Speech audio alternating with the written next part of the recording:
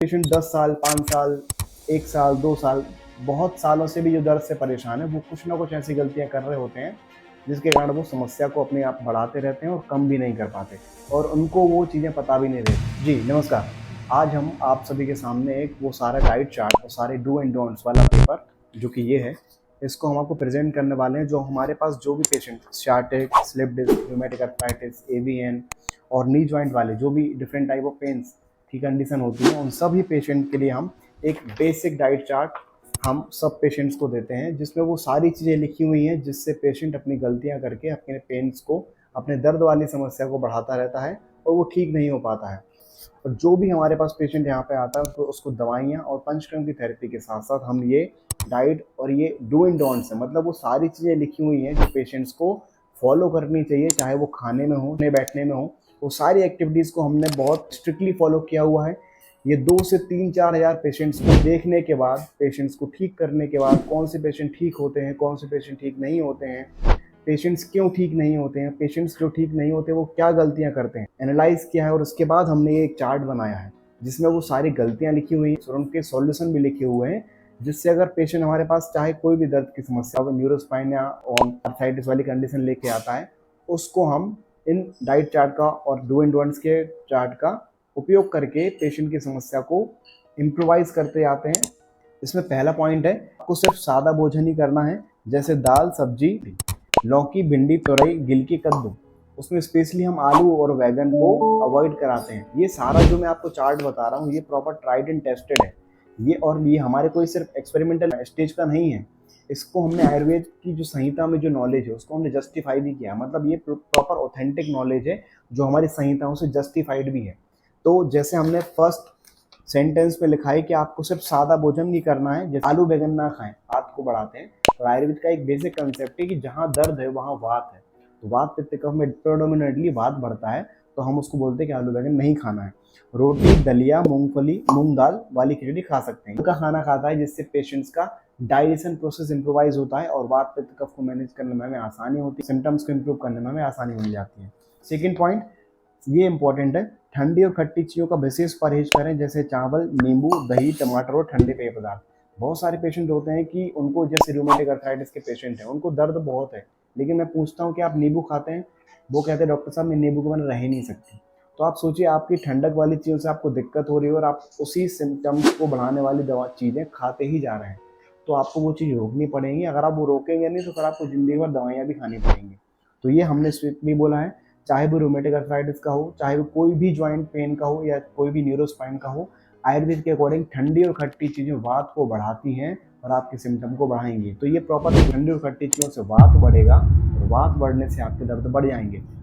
Third point, इसमें हम patients को, चाहे हमारे पास कोई भी पेशेंट आए, स्पेशली हम उसमें तेल का उपयोग जरूर कराते हैं। हमारे एक मेडिकेटेड ऑयल है, इसको हम यूज़ कराते हैं। उसमें लिखा है कि दवाइयों और तेल को सिकाई का विशेष रूप से ध्यान रखें।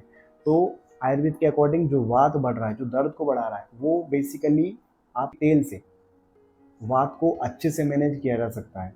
तो उसी को हम ध्यान में रखते हो, हमने पेशेंट्स के साथ, जो भी हमारे पास पेन वाला पेशेंट आएगा, चाहे वो जॉइंट वाला हो चाहे न्यूरोस्पाइन वाला, उसको हम तेल और सिकाई करने के लिए बोलते हैं। जो हमारा स्पेशल मेडिकेटेड तेल है, उसको हम लगाने के लिए बोलते हैं। और कितने टाइम? मल्टीपल टाइम्स, वो पेशेंट की कंडीशन के अकॉर्डिंग हम बोलते हैं, बट मिनिमम 5 to 6 टाइम हम उसको बोलते हैं तेल और सिकाई करने के लिए, जिससे पेशेंट को आराम आता है और पेशेंट की कंडीशन को कंट्रोल किया जाता है और धीरे धीरे करके उसको कम किया जाता है। चौथा पॉइंट, यात्रा ना करें और गाड़ी पर भी ज़्यादा ना बैठें। आयुर्वेद के अकॉर्डिंग वात बढ़ेगा तो आपके सिम्टम बढ़ेंगे। बहुत सारे पेशेंट ड्यूरिंग ट्रीटमेंट हमारे पास आते हैं, वो कहते हैं कि सर मैं कल शाम को मार्केट चली गई थी और मेरे सिम्टम बढ़ गए। तो वो जस्टिफाइड है, आयुर्वेद संहिता में जो भी चीज़ लिखा है वो प्रॉपर ट्राइड एंड टेस्टेड है। तो इसलिए हम पेशेंट को बोलते हैं कि आपको यात्रा नहीं करनी है, आपको स्टेगनेंट तरीके से आपको घर में बैठे रहना है और आराम करना है। आप जितना आराम करेंगे, आपको उतना जल्दी आराम मिलेगा। फिर उसके बाद पेशेंट कहते हैं कि डॉक्टर साहब अगर मैं आराम करूंगा तो मेरा वजन बढ़ जाएगा। तो आपको डिसाइड करना है कि आपको पहले वजन बढ़ाना है कि आपको दर्द सही करना है। आप पहले दर्द सही करके बाद में ठीक हो जाएंगे, तो आप ज़्यादा रनिंग और अच्छे से एक्सरसाइज करके वजन को मैनेज कर पाएंगे। बट हमने ऐसा देखा है कि हमारे पास जो भी पेशेंट आएगा, भले ही वो किसी भी प्रकार के दर्द के लिए आए, अगर उसका वजन बढ़ा है तो हमारी दवाइयाँ ऑटोमेटिकली वहाँ की चीज़ों को डाइजेस्ट करना शुरू कर देती हैं और जो खराब वजन है वो अपने आप कम होना शुरू हो जाता है। तो अल्टीमेटली जब भी पेशेंट आयुर्वेदिक दवाइयों को लेता है, उसके साइड बेनिफिट में आपको एक फ़ायदा मिलता है कि जो वज़न खराब होता है वो अपने आप कम होने लगता है without doing any extra effort. पाँचवा पॉइंट है, आप कम से कम 1 महीने का परहेज़ ज़रूर करें, इसके बाद डॉक्टर से कंसल्ट करके उसमें बदलाव करवा सकते हैं। बहुत सारे लोग कहते हैं कि डॉक्टर साहब मेरे को आराम तो आ रहा है, मुझे परहेज़ कब तक करना है? तो उसका सिंपल सा आंसर है कि आपको एटलीस्ट 1 मंथ, आप सालों से परेशान हो, 1 साल, 2 साल, 5 साल, 10 साल वाले पेशेंट हमारे पास मैक्सिमम रहते हैं। तो उनको हम बोलते हैं कि अभी हमने आपकी 7 डेज़ में उसको इम्प्रूव किया है, कंट्रोल में किया है। तो एटलीस्ट आप 1 महीने तक अच्छे से परहेज़ करें जिससे आपकी कंडीशन बढ़ ना पाए या जो भी 19-20 उतार-चढ़ाव चलते हैं वो बिल्कुल भी ना हो। 1 महीने की दवाइयाँ और सारा परहेज चलने के बाद जो आपका केस की कंडीशन है वो हमारे कंट्रोल में आ जाती है।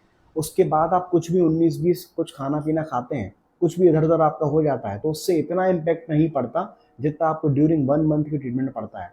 तो आपको एक रेगुलर वे में, प्रोग्रेस वे में आपको दवाइयाँ खानी है और 1 महीने का परहेज करना है। 1 महीने बाद जब हमें लगता है कि पेशेंट की कंडीशन बहुत अच्छी इम्प्रूव हो चुकी है, पेशेंट प्रोग्रेस करता है, तो जो कुछ उसको अच्छा कुछ खाने का मन करता है, उसको हम बोल देते हैं थोड़े से अमाउंट में खाते जाएँ। जिससे पेशेंट को भी वैसी फीलिंग नहीं आए कि मेरे को बहुत रेस्ट्रिक्शन। नेक्स्ट, सिक्स्थ पॉइंट ये इंपॉर्टेंट है, आपके ठीक होने में दवाई 80% और परहेज 20% का सहयोग करती है। आपके परहेज से दवाई और सारा ट्रीटमेंट जल्दी काम करने लगते हैं। बहुत सारे लोगों को लगता है कि सर मेरे को परहेज करना पड़ेगा, मैं ट्रीटमेंट कैसे लूँ? तो आपको अगर 80% आराम चाहिए, सिर्फ दवाइयाँ बस खाइए, 20% का परहेज आप छोड़ दीजिए। बट आप अगर सालों की समस्या को कुछ समय में ही अच्छे से ठीक करना चाहते हैं और जड़ से ठीक करना चाहते हैं, तो आपको दवाइयों के साथ साथ 20% का परहेज आपको ऐड ऑन कर देना है, जिससे आपको 100% रिजल्ट मिले और आपकी कंडीशन को अपन जड़ से ठीक कर पाएँ।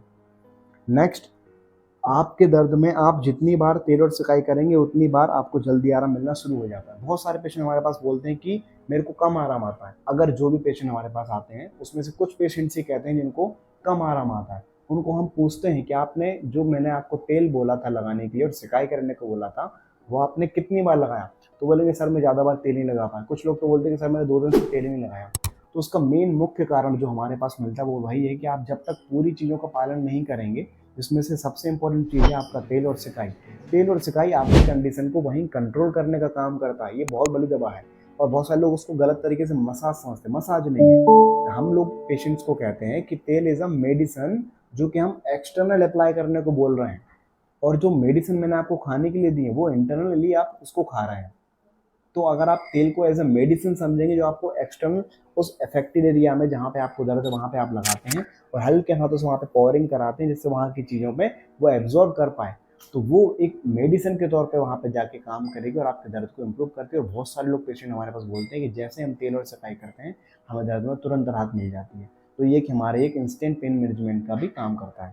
नेक्स्ट, एलोपैथिक दवाइयाँ जो पहले से चल रही हैं वो हमारी दवाइयों के साथ ले सकते हैं। बहुत सारे पेशेंट्स डायबिटिक होते हैं, हाइपरटेंसिव पेशेंट्स होते हैं, किसी को कोलेस्ट्रॉल की दवाइयाँ चलती है, कोई थायराइड की खाता है, बहुत बहुत बहुत सारे पेशेंट तो ऑनगोइंग पेन किलर भी खाते हैं। तो उनको हम बोलते हैं कि जैसे जैसे आपकी दवाइयाँ हमारी चलती आएंगी, उनकी स्थिति कंट्रोल में आती आएगी, तो वो पेशेंट अपने आप वो दवाइयाँ छोड़ता जाएगा। लेकिन जो बीपी शुगर की दवाइयाँ हैं वो आप साथ में ले सकते हैं, उसके कोई भी साइड इफेक्ट नहीं है। वो एलोपैथिक दवाइयाँ आपके अलग से काम करती हैं, अलग वो मोड ऑफ एक्शन से काम करती हैं और हमारी दवाइयाँ अलग मोड ऑफ एक्शन से काम करती हैं। दोनों का इंटरेक्शन नहीं होता, इसलिए दोनों पेशेंट्स हैं वो दोनों एलोपैथिक प्लस आयुर्वेदिक जो हमारी दवाइयाँ हैं वो साथ में ले सकते हैं। नेक्स्ट जो पॉइंट है वो स्पेशली हमने गठियावात के पेशेंट के लिए बोला है। गठियावात के रोगी जितना हल्का और कम भोजन करते हैं उतनी जल्दी ही ठीक होने लगते हैं। तो आयुर्वेद का एक गठियावात जो आम बात हम जनरली एक डिसीज़ का नाम आयुर्वेद संहिता में आया है जिसको हम गठियावात रूमेटिक अर्थराइटिस से कोरिलेट कर सकते हैं। तो उसमें बोला गया है कि आम जो अनडाइजेस्टेड मटेरियल होता है वो आपको लॉन्ग वे में वात में के साथ कंबाइन करके गठियावात बनाता है। एक बहुत बेसिक टर्म में मैंने आपको ये समझाया। तो उसमें सबसे पहले आपको अनडाइजेस्टेड मटेरियल जो कि आम आयुर्वेद की भाषा में उसको हमें डाइजेस्ट करना होता है। तो पेशेंट जितना हल्का खाना खाता है वो अनडाइजेस्टेड मटेरियल जल्दी डाइजेस्ट होने लगता है और पेशेंट को उसमें जल्दी आराम लगता है। पेशेंट की जो मॉर्निंग स्टिफनेस होती है, भारीपन, नींद जैसा आना, बुखार जैसा लगना, इन्फेक्टिव कंडीशन बनना, ईएसआर, सीआरपी जैसे इन्फेक्शन को कंडीशन को बताते हैं वो टेस्ट पॉजिटिव आना, अनडाइजेस्टेड मटेरियल के प्रेजेंट होने को बताते हैं। तो जैसे जैसे पेशेंट हल्का और सिंपल सादा भोजन करता है और कम भोजन करता है तो आपकी जो बॉडी में पहले से पड़े हुए जो अनडाइजेस्टेड मटेरियल है वो अपने आप डिसॉल्व होने शुरू हो जाते हैं, पाचन होना शुरू हो जाता है और बॉडी पेशेंट की हल्की होनी शुरू हो जाती है। तो ये सारे 9 पॉइंट्स हम स्पेशली जो भी हमारे पास patients sciatic, slip disc, rheumatic arthritis, AVN और नी जॉइंट, ये हमारे पास बेसिकली पेशेंट्स हमारे पास आते हैं। उन पेशेंट्स को हम ये डाइट चार्ट देते हैं और एटलीस्ट 1 मंथ हम इन सब पेशेंट्स को फॉलो करने के लिए बोलते हैं, और जिससे पेशेंट की कंडीशन जल्दी कंट्रोल में होती है और पेशेंट को ठीक करने में हमें फ़ायदा मिल जाता है। तो ये और भी जो पेशेंट्स हमारे पास नहीं है, जो भी ये वीडियो हमारे साथ देख रहे हैं, उनको आप, और जो पेशेंट्स जो इन सब समस्या से पीड़ित हैं और वो ठीक नहीं हो रहे हैं, उनको आप ये वीडियो ज़रूर शेयर करें। लोगों को बताएं कि ये tried and tested and justified जो सेंटेंसेस हमने आपको यहाँ पे लिखे और हम हर पेशेंट्स को बोलते हैं, जो कि बिल्कुल फैक्ट हैं, ये कहीं भी बदलने वाले नहीं है, क्योंकि आयुर्वेद संहिताओं से हमने निकाले हुए हैं और उनको हमने पेशेंट्स पे अप्लाई किया है, जिससे हमें रिजल्ट मिलते हैं। तो इनको आप उपयोग कर सकते हैं और जिनको इनकी ज़रूरत है उनको आप शेयर करके उनकी मदद कर सकते हैं। Thank you.